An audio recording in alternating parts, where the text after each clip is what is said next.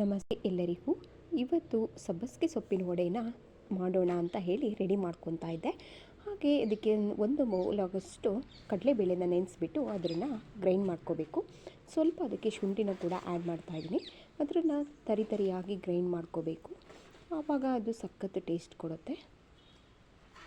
ಹಾಗೆ ಸೊಪ್ಪನ್ನು ತೊಳೆದ್ಬಿಟ್ಟು ಚೆನ್ನಾಗಿ ಹೆಚ್ಚಿಟ್ಕೊಂಡು ಅದಕ್ಕೆ ಸ್ವಲ್ಪ ಗ್ರೈಂಡ್ ಮಾಡಿ ಇಟ್ಕೊಂಡಿರುವಂಥ ಕಡಲೆಬೇಳೆನ ಒಂದು ಬೌಲಿಗೆ ಹಾಕ್ಕೊಂಡು ಅದಕ್ಕೆ ಸ್ವಲ್ಪ ಸೊಪ್ಪು ಹಾಗೆ ಈರುಳ್ಳಿ, ನೆಕ್ಸ್ಟು ಅದಕ್ಕೆ ಖಾರದ ಪುಡಿ, ಖಾರಕ್ಕೆ ಸ್ವಲ್ಪ ಹಸಿಮೆಣಸು ಕೂಡ ಒಂದೆರಡು ಹಾಕಬೇಕು. ಹಾಗೆ ಅಕ್ಕಿ ಹಿಟ್ಟು, ಸ್ವಲ್ಪ ಕಲರ್ಗೆ ಅರಿಶಿನ ಕೂಡ ಹಾಕಿದ್ದೀನಿ.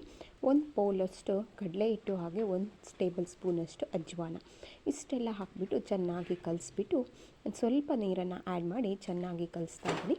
ಹಾಗೆ ಗರಿಯಾದ ಕಡಲೆಬೇಳೆ ವಡೆ, ಸಬ್ಬಸಿಗೆ ಸೊಪ್ಪು ಹಾಗೆ ಕಡಲೆಬೇಳೆಯನ್ನು ಬಳಸ್ಕೊಂಡಿರುವಂಥ ವಡೆ ರೆಡಿ ಆಯಿತು.